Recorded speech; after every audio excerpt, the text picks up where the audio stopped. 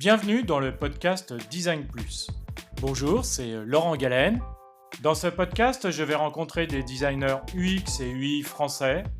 On y parlera d'expérience, de technique, d'innovation, de passion et d'inspiration, mais surtout de design.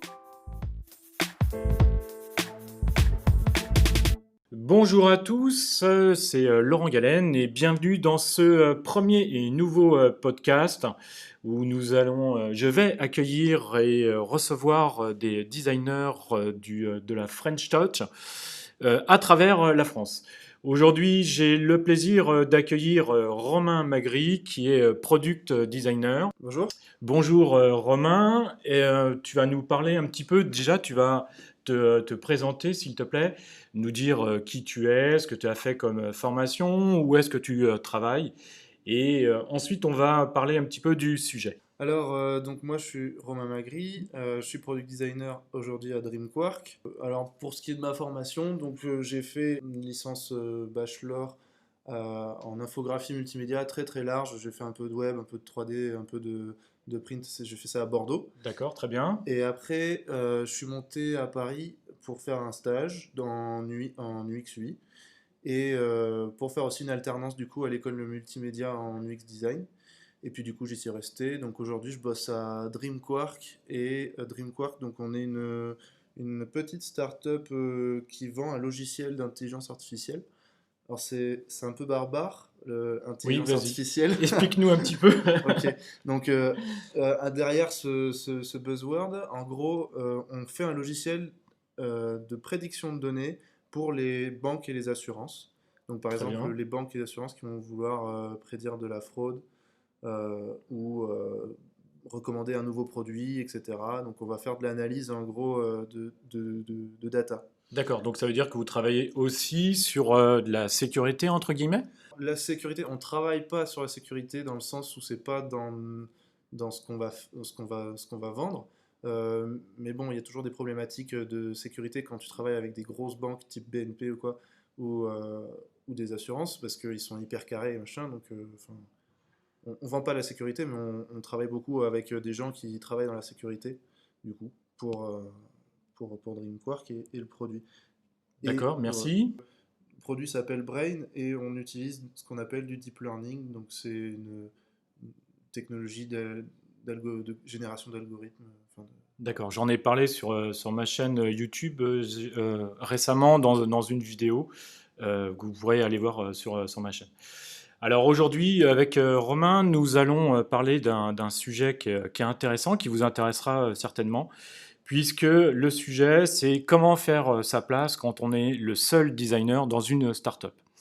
Et donc, Romain va nous expliquer un petit peu comment il est arrivé dans cette société, quelle a été sa démarche, qu'est-ce qu'il a amené, qu'est-ce qui a été le plus dur pour lui, quels ont été ses échecs et ses erreurs, et puis également, bien entendu, ses réussites. Et puis, voilà, on va débattre un petit peu avec lui. Du coup, en fait, c'est pas simple. Juste que je reprenne mon historique. Oui, bien sûr, Euh, absolument, tout à fait. Moi, j'ai pas beaucoup d'expérience sur mon tableau de chasse, si on peut dire. J'ai fait que deux boîtes, mais je suis resté longtemps dans les deux boîtes. Et à chaque fois, c'était un peu le même schéma. J'étais premier arrivé pour le design, en tout cas, pour toute la partie design. Et bah, du coup, il fallait soit être confronté à une refonte, soit partir from scratch, genre depuis le départ, quoi. Et, euh, et voilà, alors ma première expérience, c'était sur un CRM assez complexe d'entreprise qui mélangeait réseau social d'entreprise, gestion de paie, gestion de business. Voilà, c'était dans une boîte qui faisait du consulting. D'accord. Aujourd'hui, je fais un produit qui est encore plus complexe parce qu'on parle d'IA, on parle de choses dont moi j'ai jamais vu à l'école, donc il faut que j'apprenne toutes ces choses-là. Et puis je crois que de toute façon, en même temps, c'est quelque chose de très nouveau. Je ne sais même pas Ouais. si les écoles le forment à ces données-là, à ces informations. Je pense qu'aujourd'hui, c'est un peu comme l'UX design en France. Ça commence tout juste à démarrer dans les écoles. Et excuse-moi, voilà, Ouais, non, non, non, continue. non, non, non, non, mais carrément. Bah, en fait, tu as déjà des formations, mais qui vont être des formations de data science, pour des ingénieurs qui sortent de grandes écoles ou quoi, comme on en a chez nous, mais enfin dans le design en tout cas, jamais on t'a dit, bah tiens, alors la datation ça marche comme ça. Donc c'est un peu, il faut se prendre par la main et aller chercher l'info par soi-même. Absolument, oui, tout à Et, fait. euh, et voilà. Donc du coup déjà, c'est pas des missions qui sont simples, mais c'est quand même hyper formateur. Alors après, quand on arrive et qu'on est premier et qu'il n'y a pas d'antécédent sur le design, voire que il n'y a pas forcément de culture ou quoi, j'avoue que c'est quand même un peu compliqué. Mais il y a des solutions en soi. Genre par exemple, dans ma première expérience, j'ai beaucoup tâtonné. Je suis resté 4 ans. J'ai beaucoup tâtonné, donc j'ai beaucoup expérimenté. Euh, et j'ai tiré des conclusions que j'ai utilisées dans cette expérience-là, Dans l'expérience de chez Dreamquark, Dreamquark, ouais. d'accord. Du style, dès que je suis arrivé, j'ai pris tout le monde, parce qu'en fait, ils ont des réunions tous les mercredis soirs où, en gros, on parle de sujets de la boîte, etc. Donc, j'en ai profité pour, en gros, faire une réunion où je présentais mon métier. C'est quoi l'UX, c'est quoi l'UI, comment ça marche, etc. Et j'essayais de faire ça de manière à faire comprendre que, en gros, c'est le design, en tout cas comme je l'entends, c'est une démarche de travail collaboratif. Donc, on se connaît pas trop, mais on va être amené à bosser ensemble, que vous soyez commerciaux, data scientist ou peu importe. Et du coup, voilà, Du coup, pour eux, ça a été une vraie nouveauté, puisqu'ils ne connaissaient pas ce métier, ni les démarches, ni peut-être même les outils qu'il y a autour, etc. bah, la plupart oui. Donc du coup, s'introduire comme ça, je pense que c'est très important, surtout voilà pour poser des bases.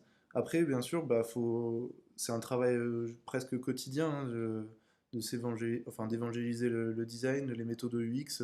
Absolument, je suis d'accord avec toi. Faut les faire rentrer dans les process. Voilà. Enfin, je dis pas à grands coups de pied, mais Presque. non, non, non, non. Mais ce que je veux dire, c'est, enfin, faut faire comprendre il y a des méthodes que nous on connaît en tant que designer et que tout le monde connaît pas forcément et qui peuvent apporter des choses à l'entreprise. Et voilà, bah, du coup, on peut optimiser les choses aussi en tant que designer. Et ça, c'est pas forcément dans l'esprit de tout le monde. Ou en tout cas, voilà, quand tu connais pas. Quand tu parles de modification au niveau de la société, ça veut dire que, en fait, c'est au niveau même de la structure de la société, tu as apporté des modifications? Bah, en fait, moi j'étais embauché par, euh, par mon CPO, donc Chief Product Officer, D'accord? qui, qui, qui était sensibilisé à ça. J'avais des gens, enfin dans la team produit en général, qui étaient sensibilisés un peu au design. C'est les autres teams qui n'étaient pas forcément sensibilisés au design. Donc, un, comment dire? Moi j'avais, après, comme j'étais tout seul, j'avais une assez grosse marge de manœuvre pour proposer un peu tout ce que je voulais. D'accord? Donc, proposer des nouvelles manières de s'organiser, proposer de l'agilité ou du Scrum ou du Kanban ou proposer des, je sais pas moi, des interviews et tout ça, enfin, créer des personas, tout ça, c'est des travaux qui ont été faciles à faire, enfin, faciles à mettre en place, D'accord? difficiles à faire par contre, mais ça c'est un autre sujet. Mais globalement, du coup, en fait, le fait, tu vois, d'avoir une team produit qui, au sein de ton entreprise, commence à se former, enfin à utiliser des méthodes de design, et que bah, tu vois que les autres voient que ça marche bien et du coup qui veulent essayer, bah, du coup comme ça fait un effet de transmission euh, de la méthode qui marche plutôt bien, en tout cas dans mon cas. D'accord? Super. Euh, et puis voilà, après c'est beaucoup de évangélisation, c'est un sale mot, moi je l'aime pas trop parce que ça parle de religion, mais et l'UX c'est pas une religion, mais faut quand même le faire fréquemment, quoi. Faut quand même rappeler à l'ordre, enfin rappeler à l'ordre dans le sens où euh, bah, chacun, surtout en start-up et dans son quotidien, on a tendance à oublier les choses, etc. Donc il faut juste dire voilà, un designer, c'est la méthode, c'est ceci, c'est les utilisateurs, donc on a besoin de choses. Et, De temps en temps, il faut le rappeler, quoi. et quand tu dis de temps en temps, faut le rappeler, ça veut dire que tu le rappelles comment ou c'est lors de ces réunions hebdomadaires, ça se passe comment que tu es Bah, en obligé fait, de ouais. faire des rappels ou je sais pas, ou tu fais une réunion extraordinaire, je sais pas. Moi, je veux dire, dans un monde idéal, tout ça, c'est très cadré, très codifié. Dans la réalité, c'est complètement diffus. On est d'accord. Euh, genre, bah, c'est au quotidien, euh, c'est les outils que tu mets en place en tant que designer, c'est bah, il faut aussi euh, enfin, les évangéliser en soi, dire voilà, ça va vous apporter ci, ça va pas apporter ça. Et puis quand on te pose une question, répondre, pas hésiter aussi à répondre, mais ça existe déjà dans le design system ou ça existe déjà dans telle maquette ou quoi. Et que les gens en fait deviennent, tu vois, que impliquer tout le monde, ça veut dire donner du pouvoir à tout le monde, dans mon sens. Oui, Donc, donner du pouvoir, c'est en tant que designer, je donne des outils, vous les utilisez, c'est bien, ça vous donne du pouvoir sur les décisions en termes de design, etc. Et ça vous facilitera la vie en tant que développeur, en tant que marketeur, etc. Et du coup, impliquer tout le monde, en fait, ça permet voilà, d'avoir un terreau beaucoup plus agréable pour proposer des choses facilement et que ce soit admis. Puis, il faut dire, en startup, si on a une chance, c'est qu'on est censé être pas nombreux, enfin, en tout cas, pour les startups qui débutent. Et enfin, moins il y a de monde, plus c'est facile de faire des nouvelles choses, ouais, tout à fait, ouais. de se Absolument. remettre en question, en tout cas. Donc, ça aide aussi. D'accord. Ok. Moi, j'avais des questions. Donc, tu es arrivé dans cette société il y a un an, je crois, c'est ça? Ouais, c'est 1 an et demi, ouais. Un an et demi. Et comment tu as été déjà recruté quel a été ton ressenti quand on t'a dit tu vas être tout seul dans cette startup, tu vas être le seul designer, mais par contre, on va t'aider, etc. Et il y a il y a beaucoup de choses à faire. Bah alors déjà, c'est bien parce qu'on m'a exactement dit ça. Donc bien, C'est bon. bien joué. Ensuite, ben du coup, moi j'étais plutôt content parce que du coup, je me suis dit que, enfin en tout cas, quand j'ai rencontré la team Dreamquark, ce qui m'a vraiment plu, c'est que du coup, il y avait une ouverture d'esprit que je connaissais pas trop, parce que je sais pas trop d'où ça vient en vrai, j'ai jamais su, mais une ouverture d'esprit qui est super intéressante. Et du coup, je me suis C'est quoi, dit, excuse-moi, c'est quoi? C'est parce que c'est une équipe qui est plutôt jeune ou je sais pas. Après, il y a alors des jeunes là, qui sont aussi fermés, mais je peux faire des suppositions, mais je dirais que c'est la c'est dans moyenne la d'âge. nature. Non, mais Ouais. je sais pas, la moyenne d'âge. Alors si, il y a peut-être une raison. La moyenne d'âge est de 30 ans, mais ça, à mon avis, enfin, ça joue absolument pas. Mais par contre, comme il y a beaucoup de gens qui viennent du milieu académique, il y avait des chercheurs quand je suis arrivé, etc. C'était un milieu très ouvert et très dans la réflexion, etc. Et enfin, je trouvais ça vraiment intéressant dans le sens où les gars, enfin, ils ont pas peur de réfléchir en soi. D'accord. Donc, Ok. donc c'est super cool quand arrives, voilà, ils sont curieux de savoir ce que tu veux faire, qui tu es, comment tu fonctionnes, c'est quoi tes outils, tes méthodes et tout. Donc ça, c'est vraiment cool. Ah ouais, ça c'est vrai. Effectivement, c'est vraiment intéressant. Et ça, je Vas-y. connaissais Ouais. pas du coup. D'accord. Ok. Et donc, on était sur comment tu as été recruté et comment est-ce que tu avais déjà des a priori lorsque tu es arrivé et qu'on t'a dit euh, tu vas être le seul designer, mais Ah par ouais, contre, on ouais. va t'aider. Ouais, ouais, quand même, si, si, j'avais des... Enfin, ça fait toujours peur, quoi, de se dire, ah, je vais être le premier, comment ça va se passer, est-ce que je vais bien faire les choses? Euh, Il y a toujours ce petit syndrome là, le fameux syndrome de l'imposteur là, qui revient, qui se dit bah tu vas être tout seul, tu vas pas forcément avoir de référentiel, est-ce que tu seras capable de gérer tout ça quoi? Donc oui, ça fait peur.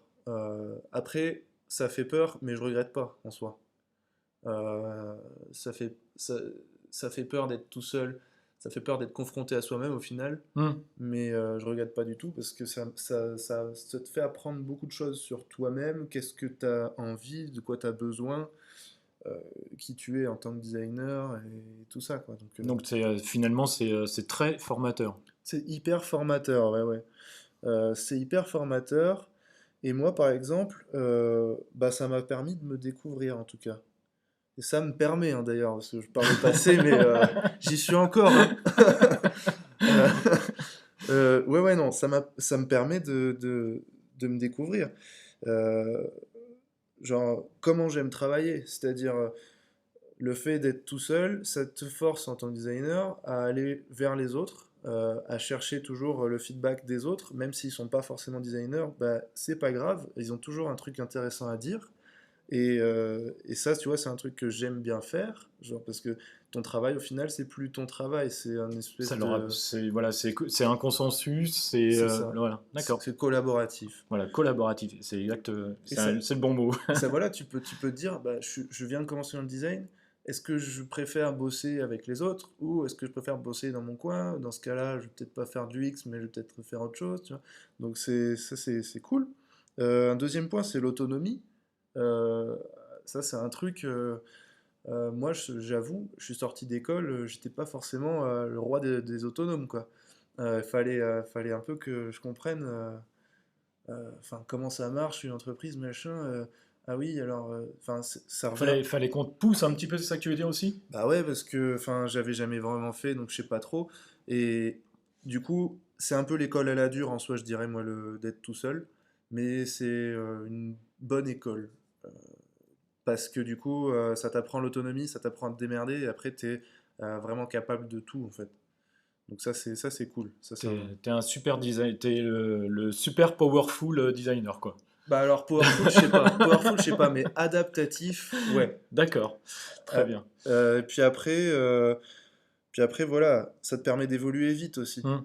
Euh, de, de, de tester des trucs, de voir que c'est de la merde et de faire beaucoup mieux.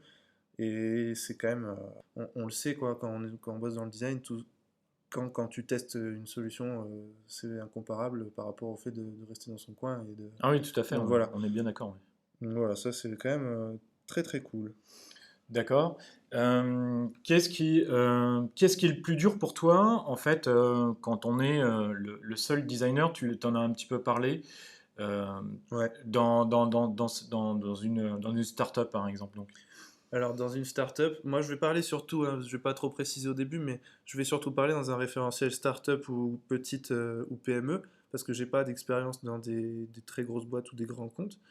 Donc en startup, en tout cas, ce qui est compliqué, déjà, c'est que, enfin, le milieu startup, c'est un milieu qui évolue très très vite. D'un mois à l'autre, il y a des choses qui changent. Genre, on faisait la blague entre nous, mais c'est vrai que à chaque fois que quelqu'un part, non, il y avait un collègue, à chaque fois qu'il partait en vacances, euh, on lui changeait son bureau. Mais en fait, pas parce qu'on voulait le troller ou quoi, juste parce que en fait, on réorganisait les bureaux tous les 4 matins et à chaque fois qu'ils partaient en vacances, bah, c'était à pile au moment où on réorganisait les bureaux parce que voilà, Parce qu'il y avait quelqu'un de nouveau qui était ouais, arrivé, voilà, voilà, généralement, ou ou on bosse sur une autre problématique, donc ça nécessite de reformer les équipes ou des trucs comme ça. Donc, d'accord, ok, et voilà, donc la difficulté, c'est un peu d'être soi-même flexible. Donc d'accord. d'apprendre à lâcher un peu du lest sur la méthode scolaire et à être un peu plus souple, quoi. Ça, et puis ensuite la deuxième grosse difficulté, j'en ai parlé un peu, c'est ce syndrome de l'imposteur là. Donc je vais peut-être juste expliquer vite Oui, fait. oui, oui, je veux bien, oui, que tu Ouais. nous expliques un petit peu ce que c'est le syndrome de l'imposteur et ce que toi tu mets derrière. Ok, alors du coup le syndrome de l'imposteur c'est un syndrome du coup, donc on va dire que c'est, pour se vulgariser, faire très simple, c'est un sentiment où on ne se sent pas légitime d'être dans son poste, dans sa position, en tout cas sociale ou professionnelle. Par exemple, en tant que designer, j'ai l'impression que tout ce que je fais c'est de la merde, que ça va pas marcher, c'est pas intéressant, etc. Enfin, toute cette perte de confiance en soi qui arrive pour X ou Y raison rentre dans ce syndrome-là. Et c'est marrant parce que du coup, ce syndrome-là, il n'y a pas que les designers en soi, parce que moi je vois souvent des posts sur Medium qui parlent de ça. Le premier que j'ai vu, c'était, comment il s'appelle? Pablo Stanley. Ah, oui, Tu connais Pablo, non? le designer de chez InVision. Alors maintenant, Invision, ouais, ouais. Avant, je sais plus ce qu'il faisait, mais en tout cas, ouais. Oui, les lead designers Ouais, chez InVision, ouais. c'est ça. Hmm. Et du coup, lui, il a un petit blog sympa où il fait des dessins et il Oui, parlait de ce syndrome-là. Il en parle très très bien. Donc, si vous avez l'occasion d'aller voir son petit article là-dessus, en plus c'est un article dessiné, donc c'est sympa à lire. Et d'ailleurs, je souligne qu'il a également une chaîne YouTube qui s'appelle, je crois, Sketch Sketch, Together. ouais, Sketch Together. La chaîne YouTube est super. Il fait Hmm. pas que sur Sketch, il fait sur plein d'autres outils aussi. Oui, tout à fait, oui, absolument. Enfin Et pas, bref. pas une vision non plus. Bref, Ouais. allez. Et du coup, ouais, lui, il en parlait très bien. Euh, et ce syndrome-là, en fait, c'est casse-pied parce qu'il arrive, c'est un peu comme une ombre en fait qui nous suit. Et alors, soit tu vis avec, soit tu l'acceptes, bah, soit tu essaies de fuir, mais en fait, elle te rattrapera toujours. D'accord, donc c'est difficile de se défaire de cette ombre et de ce syndrome, en fait. C'est hyper dur, surtout quand t'as pas de référentiel dans ta boîte et que ton référentiel, c'est toi-même en soi. Alors, il y a des solutions en vrai pour ça. Euh, Moi, ma solution personnelle, et là c'est à prendre avec des pincettes parce que du coup c'est la mienne, euh, ça va être la veille. Donc, je sais pas si tu vois des fois sur LinkedIn, je poste des machins Hmm. intéressants. Je fais beaucoup de veille très très large, donc dans l'UX UI. J'ai besoin de reprendre confiance en moi par rapport à ce syndrome qui a envie de m'enlever cette confiance en moi. Donc pour reprendre confiance en moi, je vais essayer de savoir beaucoup de choses, d'accumuler plein de connaissances. D'accord, ok, je vois. Et dans ce Ok, cas-là, je donc je comprends. fais une espèce de méga veille euh, et ça marche en tout cas pour moi très très bien. Parce que du coup tu restes à jour, tu sais ce qui se passe, enfin, du coup tu reprends confiance en toi tout Donc simplement. tu sors de la bulle Ouais, de Dream Quark ouais. et du coup ça te permet de voir autre chose et d'aller voir ce qui se passe un petit peu sur Internet auprès des autres designers, Carrément. des autres communautés de design, des Slack, etc. quoi. Bah, il y a plein de communautés, genre moi voilà, les Slack, genre le Slack Flupa, donc Ouais, t'es ouais. dedans. Voilà, je suis dedans aussi. Ouais. Il y a le Slack Le French Designer. French Designer Club. Il y a plein de Slack. Après, il y a des newsletters aussi qui sont sympas, Hmm, genre newsletter prototypeur qui est ouais. sympa. C'est aussi une veille, mais c'est aussi une évasion quoi, par rapport. Ouais, carrément. C'est une évasion, c'est une veille, c'est plein de choses. Et puis ça peut passer aussi, et ça j'encourage surtout les jeunes designers qui savent pas forcément où chercher ou comment chercher, ça peut passer par des prises de contact. Du style, bah voilà, par exemple sur les Slack, c'est bien parce qu'il y a plein de monde. Et sur les Slack, bah, si tu veux, tu peux poser une question dans les channels dédiés, dire voilà, je sais pas trop comment ça se passe pour faire, je sais pas, je dis une bêtise, une interview. Quels sont vos conseils, nanana. Et comme ça, du coup, tu prends de l'assurance. Hmm. Parce que les autres, il y a des gens vachement capés en face de toi qui sont dans la même communauté. Et Ou ça, des gens c'est. qui sont très bienveillants en fait Ouais, également. ouais, Hmm, ouais, non, hmm. mais en général, l'ambiance, elle est cool, hein. Il y a des applis sympas aussi, genre Skillshare. J'ai noté Skillshare, Shaper. Shaper, j'avais utilisé, mais un peu. Tu sais, c'est une espèce d'appli à la Tinder sur mobile D'accord. et pour professionnels. D'accord, ok. Et Mais Skillshare, c'est parce que c'est de la formation, Skillshare, non? Skillshare, c'est de la formation, ouais, ouais. Mais du coup, voilà, c'est toujours dans l'optique d'avoir un espèce de soit mentorat, soit de prendre d'apprendre, en fait, tout simplement. D'accord, ok, d'accord. Il y a Medium aussi, il y a plein de trucs sur Medium, voilà. Ouais, ouais, d'accord, ok. Et c'est un peu, voilà, donc euh, la grosse difficulté, ça a été ça. Euh, et l'erreur, bah, ça a été de ne pas faire cette veille assez tôt, je pense. J'ai perdu du temps à me poser 1000 questions sur est-ce que je fais les choses bien. Mais est-ce que finalement c'est un petit peu humain quoi de se poser 1000 questions par rapport à un challenge qui est donné, qui est je sais pas, t'es nouveau dans une société. Pour moi, ça me semble un petit peu évident de se poser 1000 questions et je sais pas, je suis pas sûr non plus que j'aurais fait une veille immédiatement. Je suis pas sûr. Ouais, c'est sûr, je suis d'accord. Tout à l'heure, tu parlais de la promotion de la démarche UX/UI que Ouais, tu as faite chez DreamQuark. ouais. Est-ce que tu as utilisé je sais pas, certains outils ou c'était simplement euh, durant des phases de réunion ou est-ce que tu as montré ton travail est-ce que tu as, je sais pas, est-ce que tu as utilisé je sais pas, des choses comme Trello ou je sais pas, des choses comme ça, Ouais. pour montrer un petit peu qu'est-ce que c'est que la démarche UX et UI ou les deux, je sais pas. Ouais, c'est oui, oui, carrément. Donc oui, j'en ai utilisé plein. C'est un peu une vaste question parce qu'au début, il y en avait plein des outils. Et puis c'était un peu à l'époque où tout le monde se tirait dans les pattes au niveau des outils, là. Enfin, à l'époque, on parle comme si ça fait 10 ans alors que c'était l'année dernière. Ouais, super. Euh, Mais oui, oui, donc, enfin, première chose que j'ai mis en place, à tort d'ailleurs, à tort, maintenant je dis à tort, ouais, oui, mais c'est un design system. Pourquoi tu dis que c'est à tort alors que aujourd'hui les design systems on les promue partout, tout le monde en parle. Ouais, J'ai même vu récemment qu'ils commençaient à avoir des outils open source pour créer des design systems. ouais. Donc vas-y, on t'écoute. En gros, voilà, c'était dans le début de la hype, et comme je faisais beaucoup de veille, bah, tout ce qui est hype, j'étais un peu très vulnérable par rapport à ça, et bah, sensible, hein, tout simplement. Tout le monde parlait du fait, bah, le design system, c'est génial, il faut que tout le monde ait un design system. Euh, non, en fait, pas forcément. Non, mais c'est vrai. Non, mais c'est Ouais, vrai. ouais, ouais, Non, tout le monde n'a pas besoin d'un design system, ou en tout cas pas tout de suite. Et bah, comme j'étais pris dans le truc, je me suis dit ça va m'aider. Ça m'a effectivement aidé. Mais j'aurais pu le faire plus tard en vrai. Du coup, je l'ai construit avec un outil qui s'appelle Zero Height. Je sais pas ouais, si je connais, ouais. tu connais. Ouais. Bah, du coup, Zero Height, c'est extrêmement bien.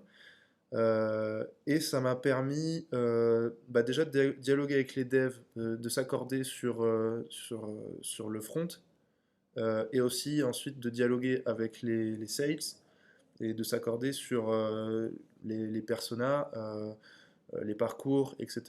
Parce que D'accord, en gros, enfin, tout est lié plus ou moins dans chez DreamWorks. d'accord, Donc, euh, donc voilà. Bon, bah après, moi j'ai choisi, au début j'avais choisi InVision pour tout ce qui est enfin, passage de relais, tu sais, euh, de code à design précisément. d'accord. Au final, je suis revenu sur Zeppelin euh, parce qu'InVision était trop lent, D'accord. tout simplement. Et tu disais que en fait ça a été une erreur parce que finalement tu aurais pu le faire plus tard, c'est ça? Ouais, en fait, j'aurais pu le faire plus tard parce que la boîte n'avait pas de besoin réel d'avoir un design system. En tout cas euh, immédiatement En quoi. tout cas, immédiatement, Hmm. quand j'y suis allé. J'aurais pu le faire, en vrai, j'aurais pu le commencer en novembre dernier. Genre, voilà, en novembre dernier, j'aurais pu commencer et ça aurait été plus naturel peut-être. Donc c'était quoi? C'était genre 6 8 mois après ton arrivée, c'est ça que tu veux dire? Ouais, juste D'accord. un style guide, peut-être juste avec les couleurs, aurait suffi dès que je suis arrivé. Mais voilà, voilà, j'ai voulu faire le truc béton-coton là. Et puis, bon, ça m'est pas retombé dessus, parce qu'au final, bah, c'est bien, et puis ça fait une bonne base et tout. Euh, mais il faut pas non plus sauter sur les buzzwords dès qu'ils arrivent sur le marché. Enfin, je pense. Pareil pour l'IA, hein, pareil pour tous les buzzwords. C'est vraiment une histoire de besoin, quoi. Ouais, il faut peut-être effectivement faut peut-être regarder de plus près, on va dire les besoins des sociétés ou du client ou de la société où on travaille pour ensuite regarder ce qui est proposé sur le marché et peut-être à ce moment-là se dire cet outil est peut-être mieux adapté plutôt qu'un autre. Je sais pas, effectivement, même dans InVision, je crois qu'il y a comment ça s'appelle, il y a un petit système, un petit design system, je sais plus comment ça s'appelle. Et peut-être que pour un petit client, une petite société, peut-être que ce produit est suffisant par rapport à un Zero Height qui est tout de suite peut-être pour cette société-là un gros machin. Et puis en plus, il y a un investissement financier puisque je crois qu'il faut. Non, c'est pas si cher, Zero Height, hein. D'accord, Pour le coup, c'est assez abordable. d'accord. Mais parce Enfin, que je crois qu'il y a un abonnement ouais, ouais. mensuel ou quelque chose comme ça, voilà. Ouais, Ouais, ouais. alors pour le coup, moi, tu vois, là, j'utilise le free plan. D'accord, J'ai pas besoin de plus. d'accord, Tu vas commencer à payer un peu quand tu vas vouloir avoir plusieurs éditeurs sur le même design system. d'accord, ok, d'accord, Mais le truc reste partageable, ouvert et tout, donc enfin, franchement, tu peux t'en servir un peu pour n'importe quoi en vrai. d'accord, ok, Euh, ouais. Et ça, c'est plutôt pour la partie UI, on va dire. La d'accord. partie UX, j'avais pas vraiment d'outils à citer, mais pas mal de méthodos. Est-ce que tu as échangé sur ces méthodos avec avec les commerciaux, les dirigeants de la société, pas les ingénieurs, mais les chercheurs qui sont chez DreamQuark. Bah, en vrai, ça a été beaucoup de méthodes, on va dire, agnostiques. Je sais pas si c'est ça, agnostique. Ouais, c'est ça, ouais, Ouais. ouais. Il n'y a pas, y a pas besoin d'outils en soi. Enfin, pour avoir plein d'outils pour faire plein de choses, mais l'important c'est la méthode, en tout cas en UX, j'imagine. Donc, moi, ce que j'ai commencé à faire quand je suis arrivé, c'est qu'il n'y avait pas, il y avait rien. Il n'y avait pas de persona, il n'y avait pas de parcours, il y avait absolument rien. D'accord. Il y avait il y avait un benchmark, je crois, mais bon, bref. Et ce que j'ai commencé à faire, comme c'est un produit en B2B, les clients n'étaient pas forcément encore au rendez-vous. euh, j'ai interrogé chaque personne de la boîte. Donc un interview de chaque personne de la boîte, un one-to-one. D'accord. Et ce que ça m'a permis de faire, c'est de dresser des premières personas, même si c'était pas forcément le truc le plus précis du monde. Au moins, c'était des bases sur lesquelles bosser. Et ça m'a permis, tu vois, avec chaque point de vue, avec chaque biais, par exemple, un discours de commercial, ça va pas être le même qu'un discours d'ingénieur, Absolument. bah, de les recouper, d'essayer de commencer à débiaiser un peu, d'enlever les biais personnels et tout ça, et d'avoir des personnages qui sont assez clairs. Et à partir de ça, du coup, tout a découlé. Donc, enfin, ça s'est fait assez naturellement. Beaucoup de workshops avec les gens d'ici. D'accord, donc Donc, plus des ateliers finalement ouais, que des outils que tu as utilisés, ce qui me paraît aussi logique et plus intéressant. ouais, clairement. Beaucoup de workshops très Ah différents. ouais, beaucoup? Ouais. Euh, ouais. Et j'ai des comptes rendus en pagaille. Et ce qui était intéressant, c'est qu'en fait, j'étais pas forcément à me dire, alors là, je vais faire un focus group avec telle méthode, à telle heure on fait ci, on fait ça. C'était plus macro, un peu plus libre, et du coup, ça m'a permis de tester des trucs. Des fois, on faisait de la co-conception, genre avec limite un papier et tout le monde a un feutre et nanana. D'accord. Des fois, c'était plus on trace une matrice avec deux axes, on poste des post-it, enfin je fais vulgairement, hein, mais Ouais, on ouais, poste ouais. des post-it, après on va noter dessus avec des points. Enfin, c'était assez libre et du coup, c'était plutôt intéressant parce que ce qui en ressortait chaque fois, c'était des trucs pertinents. Parce que du coup, je pouvais adapter le workshop plus ou moins à chaque sujet. D'accord, ok. Le fait que tu dis qu'il y a eu beaucoup de workshops, puisque si...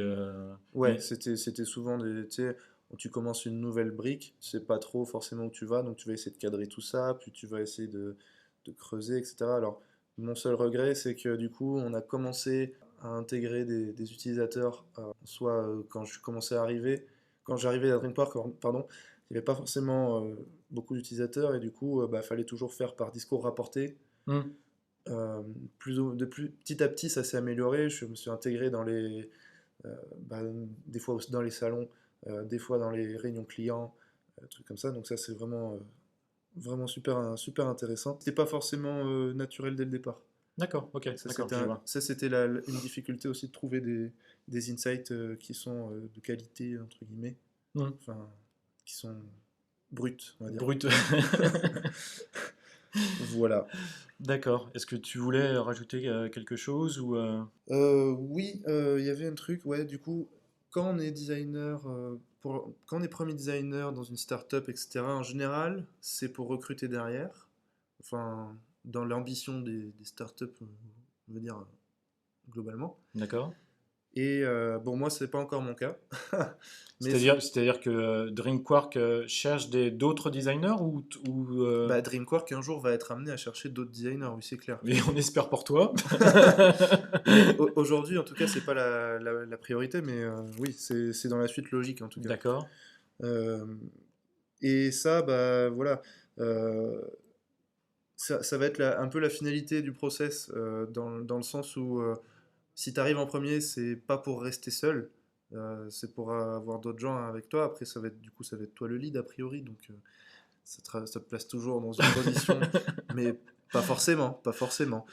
Et il y a un gars qui en parle très très bien, bah, le product designer de Lydia, s'appelle Félix Lepoutre.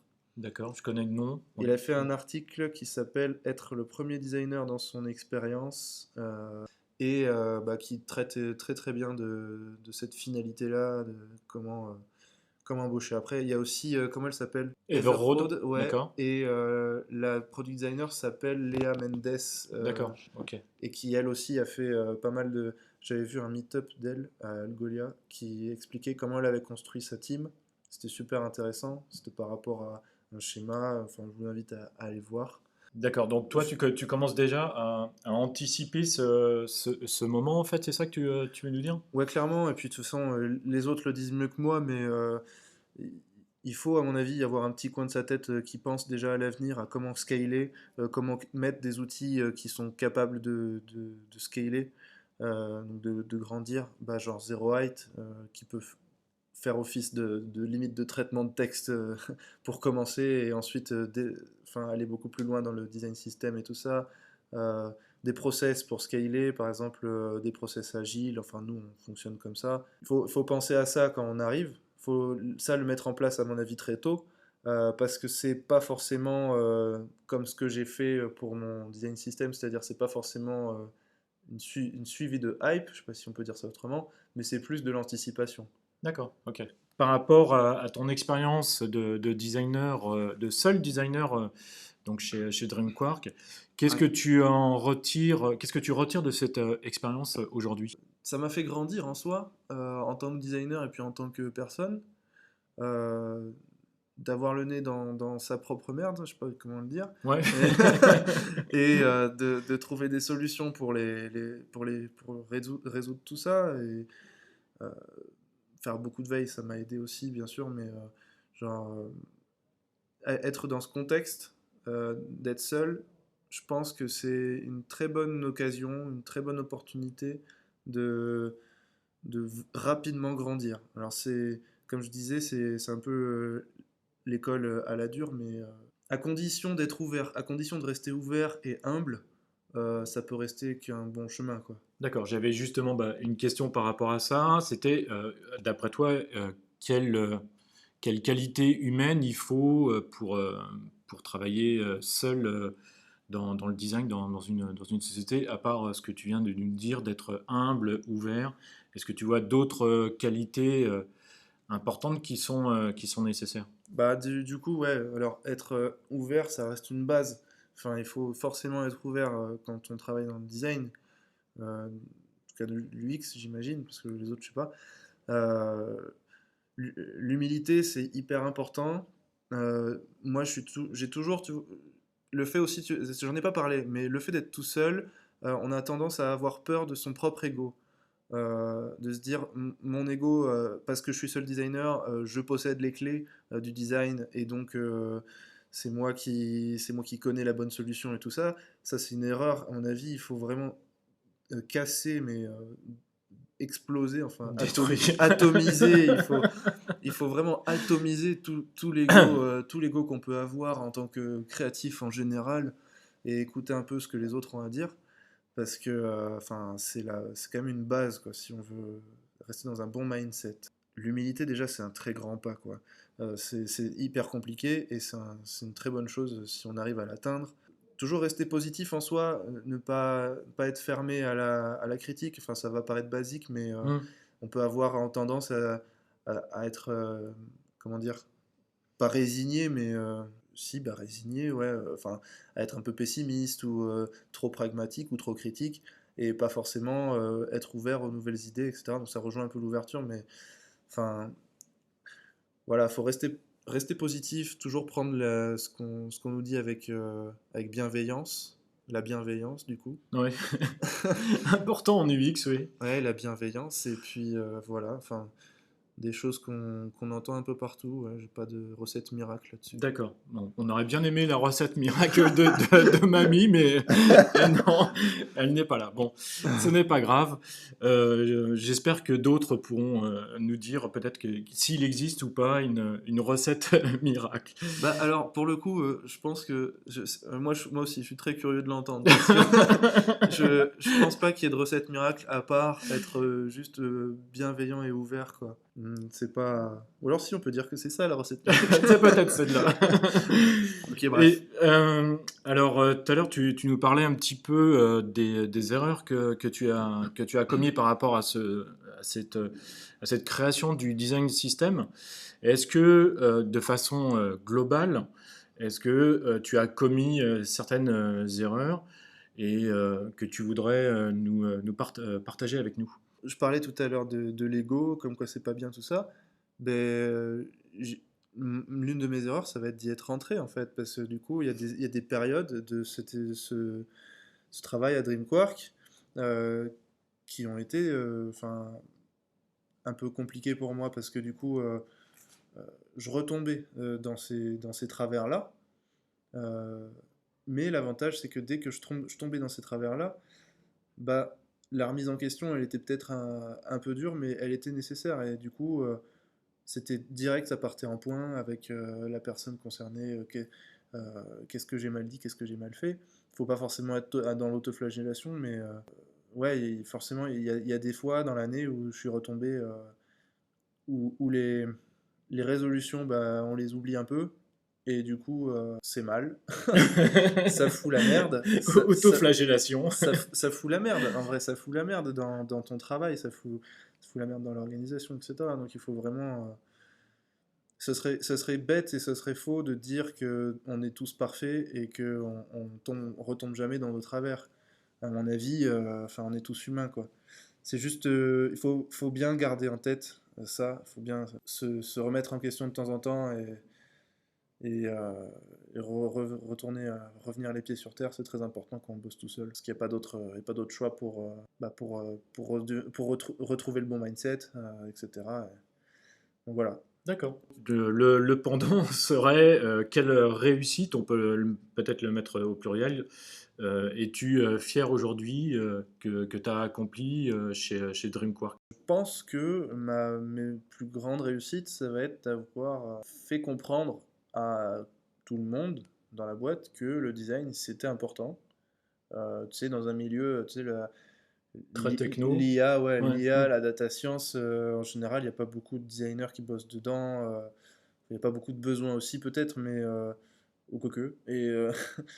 Mais voilà, enfin, du coup, je suis content d'avoir fait comprendre à mon CEO, à ma boîte, etc., que le design, du coup, ça avait une valeur business, que ça avait un intérêt aussi en interne. Et, et voilà, ça, je pense que c'est cool. Je pense aussi, mais du coup, ça c'est un travail de tous les jours, avec la méthode, etc., j'ai amené une certaine rigueur dans les process qui avait, qui avait pas forcément. Et C'est-à-dire que les méthodes avant que tu arrives ou avant que tu les installes c'était des méthodes qui étaient plutôt dispersées ou diffuses, et puis toi, tu as amené cette rigueur? ouais, c'est un peu ça, ouais. La rigueur, surtout dans la team, surtout dans le produit en tout cas. Bon, parce que voilà, mais c'est là-dedans que je bosse. Mais dans le produit, ouais, voilà, je pense que on est assez cadré, et puis il y a un certain mindset qui était là à la base, hein, mais qui s'est développé. Je sais pas du coup si c'est grâce à moi ou pas, à la limite on s'en fout, mais que les gens n'hésitent pas à se remettre en question dans leur manière de travailler, leur organisation, ça c'est vachement cool. Par exemple, bah, en ce moment, c'est le sujet. Là, on travaille d'une telle manière ensemble. On est en train de se demander si on ne devrait pas retravailler notre organisation parce que du coup, les choses ont changé, etc. Et, euh, et c'est vachement bien d'être assez libre là-dessus parce qu'il y a pas mal. Des fois, on peut se dire bon bah l'agilité c'est ça, et puis on bouge pas de ça. Alors que en fait non. Donc il y a une culture qui est cool. Je pense que j'ai apporté ma pierre à la culture. Euh, je suis pas du tout l'origine en tout cas, mais D'accord. ça fait partie de mes Et réussites. tu parlais par exemple, de modifications au sein de la structure de la société. Ça veut dire que, est-ce que toi, ou l'ensemble du personnel participe à ces échanges pour insuffler une nouvelle façon de travailler chez DreamQuark? Oui, oui, oui. souvent, on s'est posé la question parce que du coup, nous, il y avait pas mal de. Alors, on va sortir les termes un peu de Startup Nation là, mais il y avait pas mal de top-bottom. Alors, top-bottom de process qui venaient d'en haut jusqu'en bas. Et du coup, il y a eu une période où on nous encourageait à faire l'inverse, donc du bottom-up. D'accord. Euh, pour du coup bah voilà impliquer les salariés tout ça ça a vachement bien marché. Moi je me rappelle on avait réfléchi pendant un moment à un système de squad avec un collègue Donc qui un squat, c'est une équipe de 2-3 personnes, c'est ça? ouais voilà un squad en gros c'est une équipe qui est censée être temporaire sur une problématique et qui va s'auto-organiser. Alors on avait fait tout un broc avec une grille de enfin un schéma et tout ça enfin. D'accord. Donc ça, c'était assez carré, c'était plutôt cool, et du coup, c'était une initiative à la fois de plusieurs personnes, et il y a toujours des choses comme ça qui vont dans ce sens-là, qui on se dit, bon, bah, les choses sont pas figées, et ça, c'est bien, et, et voilà, enfin, c'est... Et donc, tu as participé donc Ouais, à ces phases d'évolution. ouais. Et du coup, toi, aujourd'hui, grâce à ces modifications, tu es, plus à l'aise dans ton job, dans ta façon de travailler. Ouais, bah oui, je suis plus à l'aise. Mais c'est vrai ça, attends, je suis vachement plus à l'aise. Non, non, bah voilà, je suis à l'aise. Ça aide au quotidien, quoi. C'est pour ça aussi que j'aime bien bosser avec les startups. Enfin, ça c'est personnel, on s'éloigne un peu du sujet, mais enfin, c'est surtout le côté adaptabilité, enfin Hmm. adaptatif du coup. Ouais, Euh, et voilà, ne pas avoir peur de changer les choses, c'est important, quoi. d'accord. Donc, ça voudrait dire que demain, si tu quittes Drinkwork, par exemple, ça voudrait dire que tu favoriserais de recommencer dans une autre startup plutôt que d'aller vers un grand compte ou une agence de com où il y a déjà 15 designers ou des choses comme ça. Ah oui, oui, oui, complètement. En gros, je vais avoir du mal, moi, je pense, dans les grandes organisations très rigides et très pyramidales, Hmm. etc. Euh, Là où je vais beaucoup plus m'émanciper dans des structures où je vais avoir de l'autonomie, puisque ça rejoint un peu tout ce qu'on dit depuis le début, et du style startup, PME, où voilà, donc ça, agence web, j'en ai déjà fait et c'était très très bien. Moi, ce sera plus ce genre de boîte, je pense que je viserai. Je sais pas si j'ai eu l'occasion hein, de partir dans les grands comptes, hein, mais ça m'a pas trop attiré en fait. Avant de terminer cette interview, je vais poser trois questions à Romain. La première question est donc dans quelle société aimerais-tu travailler et pourquoi? Alors, Dans un futur, bien entendu. alors en vrai, je saurais pas trop te dire pour une société précise. Enfin, il y en a plein des sociétés, mais en gros, le schéma de la société que j'idéalise dans laquelle je veux bosser, pas très très bien formulé cette phrase, mais bon, ce serait, bah, comme je disais, donc une petite structure avec un bon mindset très ouvert, des gens qui ont pas peur du changement en fait, qui ont une belle ambition aussi, bien sûr, et qui ont en gros une idée en fait intéressante. Moi, ce qui va m'intéresser dans les boîtes avec lesquelles je collabore, ça va pas être forcément les choses classiques, je sais pas, combien tu veux, nanana. Ça va être, est-ce que déjà le but de la boîte, il a lieu d'être? Est-ce que la boîte a un intérêt? Du style, je prends un exemple, Everroad, voilà. La boîte, elle a un intérêt euh, autant business que produit, etc. Parce que dans le milieu du transport, voilà, c'est novateur. Il y a carrément un truc, quoi. Alors que si je vais pas forcément être très attiré par un clone de quelque chose qui existe déjà, tu D'accord, vois. ok. Donc c'est- C'est un peu le même principe excuse-moi, que Blablacar il y a quelques années, qui était très novateur ah ouais, bah Blablacar, ouais, à l'époque, ouais, qui c'est est clair. devenu une très grosse boîte aujourd'hui. Ouais, ouais. Blablacar, c'est ça, quoi. À l'époque, ils étaient carrément dans ce schéma-là. D'accord. Euh, Après, ouais, du coup, c'est devenu une grosse boîte, donc je sais pas, mais voilà, du coup, moi, ce qui m'intéresse, c'est d'abord le pourquoi du business dans lequel je vais bosser. Est-ce que ça a un intérêt? Est-ce que c'est est-ce que c'est éthiquement correct, je veux dire. J'ai pas envie de forcément bosser pour le loup de Wall Street ou des trucs comme ça, tu vois. Euh, et puis surtout, voilà, est-ce que ce sera une équipe qui a envie d'aller vers le haut et qui a envie de progresser dans les meilleures conditions? Et ça, c'est à mon avis fondamental. D'accord, donc plus sur un produit, on va dire, novateur, et puis quelque chose donc, ouais, de nouveau et d'éthiquement correct. Ouais, moi je vais surtout, ouais, enfin, le côté éthique, après, ça reste la cerise sur sur le D'accord. gâteau, tu vois. Parce qu'on sait bien qu'il y a plein de business qui sont plus ou moins, voilà, mais ça, chacun son, chacun son problème en soi, mais, enfin, travailler pour une société qui a un impact positif sur tout ce qui est environnemental, Hmm, de près ou de très loin, c'est quand même super chouette. C'est quand même un énorme plus pour moi, je pense. d'accord. Alors, ensuite, l'autre question était, Romain, qu'est-ce qui te différencie d'un autre designer? Je vais pas forcément essayer de faire un comparatif, mais plutôt dire un peu qui je suis.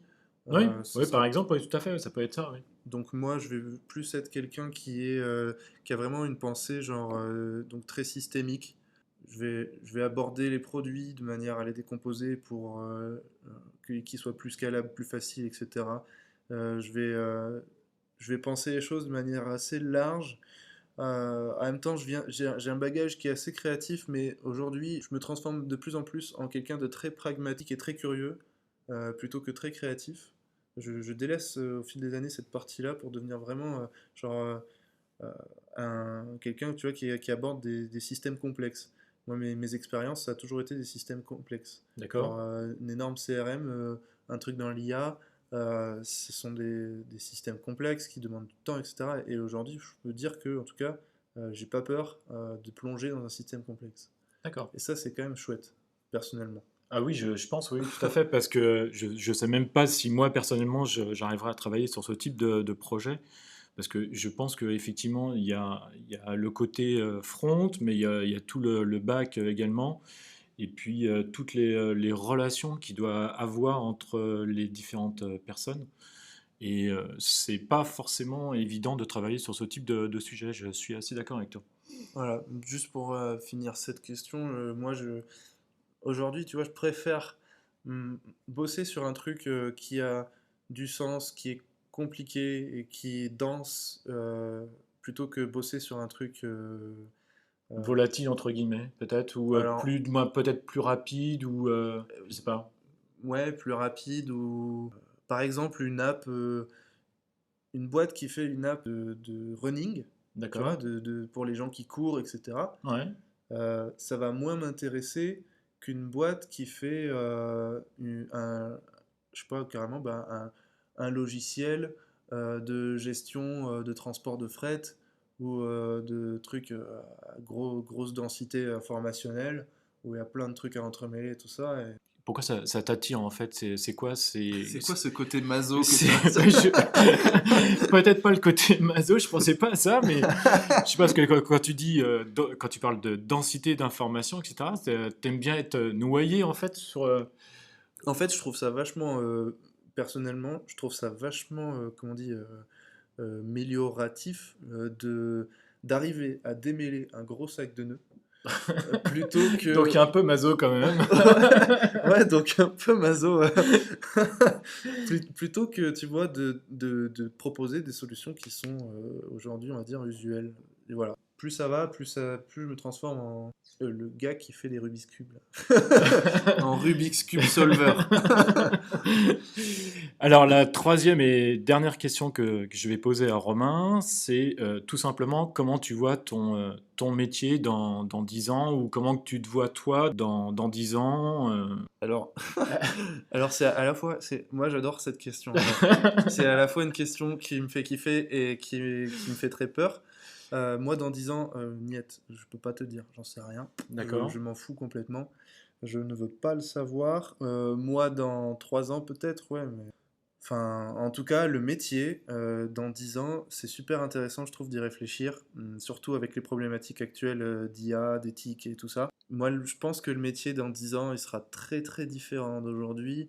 Il va peut-être, va forcément se spécialiser euh, de plus en plus en Quand tu fonction dis, du contexte. quand tu dis se spécialiser, c'est-à-dire? Bah, regarde, aujourd'hui, déjà, en fait, c'est déjà ce qui est en train de se passer. Moi, quand j'ai commencé à bosser, on commençait à parler du XUI. Enfin, c'était le buzzword. Ouais, ouais. C'était en deux. Je vais peut-être dire une bêtise parce que du coup, je suis jeune, hein. Mais en 2014, quand j'ai commencé à bosser. Euh, J'entendais partout, je lisais les trucs, voilà, XUI, machin, est-ce qu'on a besoin d'un UX? Tout le monde veut des UX. Euh, c'est encore un peu le cas aujourd'hui, mais ça retombe. Hmm. Parce qu'aujourd'hui, il y a un peu plus de choses qui viennent en compte. Et les gens qui commencent à se dire, ouais, mais euh, je suis pas forcément juste UX ou juste UI, ou je suis peut-être un peu les deux, machin. Où est-ce que je me place?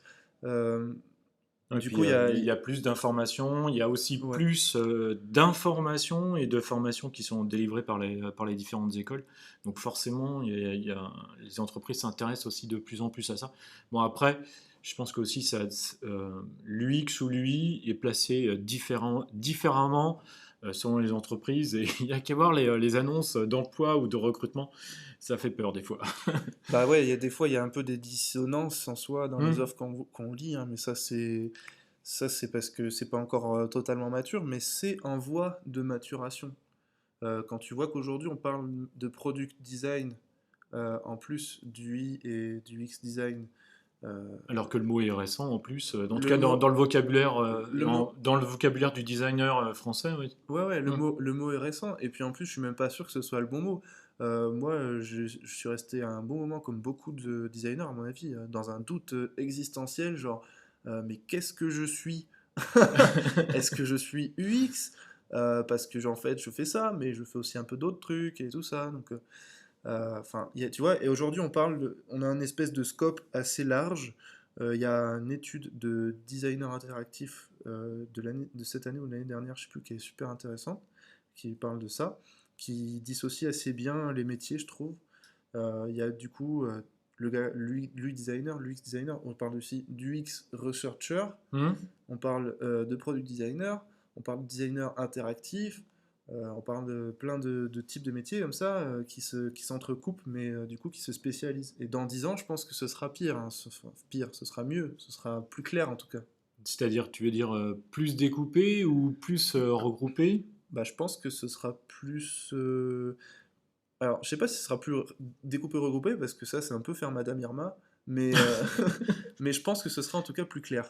D'accord. Parce que la profession aura acquéri un peu plus de maturité et ce sera chouette. Peut-être qu'il y aura de nouveaux métiers hein, qui seront, je sais pas moi, designer. Aujourd'hui, on en a, genre designer VR, interface VR, c'est pas du tout le Absolument. même délire que. Non, non, c'est absolument tout à fait. Même je suis même personnellement, moi j'ai vu des annonces, par exemple, pour être designer d'applications mobiles. Effectivement, comme le disait Romain, si on prend une application de running, c'est pas du tout le même délire que d'aller travailler chez Ubisoft ou voilà, dans le gaming qui n'a absolument rien à voir. Quand on ne demande pas du tout la même expérience, Carrément. ça n'a plus rien à voir, quoi. Ouais, après, comment je le vois aussi, je pense qu'il y aura une petite couche d'IA. J'en ai parlé un peu là sur LinkedIn. Bah moi, c'est un peu mon credo parce que du coup, je poste dedans. Voilà, ça me fait kiffer. Euh, mais du coup, je pense que il y aura plus d'implication de l'IA dans nos métiers, du style. On voit déjà aujourd'hui qu'il y a des outils qui commencent à nous simplifier la vie. L'Immemorial, Bataille, Sketch, InVision, euh, Framer, Figma, là. Adobe Peut-être XD, Adobe etc. Ouais. XD, oui, Mmh. oui, oui, oui, Adobe XD, bien sûr. Euh, Enfin, ça va sans doute s'empirer avec une surcouche d'IA. Peut-être que les IA, du coup, seront capables de nous mâcher un peu le travail au niveau UI. Euh, Ça serait quand même chouette. Je pense que les outils vont évoluer dans ce sens-là. En tout cas, si on, si on, si on se fait pas tous péter avant, mais ça, c'est une autre histoire. Mais du coup, ouais, ouais, je pense que ce sera plus d'automatisation, plus de maturité et, et plus du coup, plus de temps pour la réflexion pour nous, designers. Je suis assez d'accord. En tout cas, j'aimerais bien. Enfin, pour conclure cette interview, la question que je voudrais poser à Romain, c'est si tu avais un seul conseil à donner à nos auditeurs, quel serait ce conseil? Par rapport à ton expérience, bien sûr, de designer, de seul designer dans une startup. Je vais faire juste quelques points, juste comme ça. Mon premier conseil, ça va être de déconstruire cet ego qu'on nous apprend pas assez à déconstruire en école, je trouve. Et ça, c'est bien dommage. Euh, Moi, j'aurais adoré qu'on nous explique voilà, il faut faire des exercices, il faut comprendre cette histoire d'ego pour essayer de la mettre de côté et d'écouter, etc. Donc, ça, déconstruire toute cette histoire d'ego, arriver sur le terrain avec l'esprit clair, avec une bonne ouverture d'esprit et pas avoir peur de bosser seul. euh, Au début en tout cas, dans des expériences qui vous donnent beaucoup d'autonomie et que vous n'avez pas forcément l'assurance pour prendre cette autonomie, bah, prenez-la quand même parce que du coup, ça vous apportera plein de choses. Alors, vous allez galérer, mais vous allez galérer dans le bon sens du terme, dans le sens où on apprend de ses échecs. Donc, c'est des super expériences. Moi, je les conseille à tout le monde. Si, enfin, si vous avez des occasions comme ça, franchement, foncez. Est-ce que pour conclure cette interview, tu voudrais rajouter quelque chose ou compléter quelque chose voilà, qu'on n'aurait pas dit durant cette heure? Ce que je peux dire, c'est, pour conclure un peu tout ça, donc ne pas, ouais, ne pas avoir peur, bosser tout seul, c'est compliqué, on va pas se le cacher, mais c'est intéressant, c'est très intéressant, ça fait évoluer énormément. Je pense qu'il y en a plein qui sont dans mon cas. D'ailleurs, j'en ai parlé à un gars récemment sur French Designer Club. Bosser seul, c'est un truc qui peut faire peur, mais c'est quand même une énorme expérience, je pense. C'est un bonus non négligeable. Ouais, bah du coup, un petit mot de la fin, peut-être un peu sérieux. Euh, Pensons à l'éthique, c'est important. Incluons tous des process un peu plus humain-centrés, centrés autour de l'humain, plutôt que utilisateur-centré ou client-centré. Ce serait quand même chouette. Euh, Faut pas avoir peur aussi d'aller vers les autres quand on sait pas. Moi, je pense qu'il n'y a pas de sous-question, surtout quand on est largué. Euh, Enfin, j'ai jamais par exemple envoyé bouler quelqu'un sur LinkedIn qui me demandait des conseils sur X ou Y parce que moi, j'imagine que si j'avais été dans leur cas, j'aurais bien aimé qu'on me réponde. Donc, non, non, mais c'est super important quand on débute, quand on commence, d'avoir les bons outils. Donc, n'hésitez pas à faire votre propre expérience de travailler seul et n'hésitez pas à aller vers les autres si vous avez des problèmes. Eh bien, merci beaucoup Romain pour cette longue et première interview. Merci. J'étais très content de cette interview. Moi aussi. Eh ben, merci beaucoup. Voilà, j'espère que cette interview avec Romain Magri vous aura plu. Si c'est le cas, n'hésitez pas à mettre un grand pouce en l'air, à partager cette interview autour de vous, à en parler. Voilà, il y a un nouveau podcast sur le design et sur les French designers. Voilà, merci encore Romain pour cette interview. Merci. Et puis donc très bientôt pour une prochaine interview. Salut. Merci d'avoir écouté Design Plus, le podcast français sur le design UX et UI. Je vous donne rendez-vous prochainement pour un nouvel épisode. En attendant, vous pouvez me suivre également sur YouTube, sur la chaîne LG Design UX UI, mais également sur LinkedIn où je suis très actif. Encore merci de m'avoir écouté et je vous dis à très bientôt.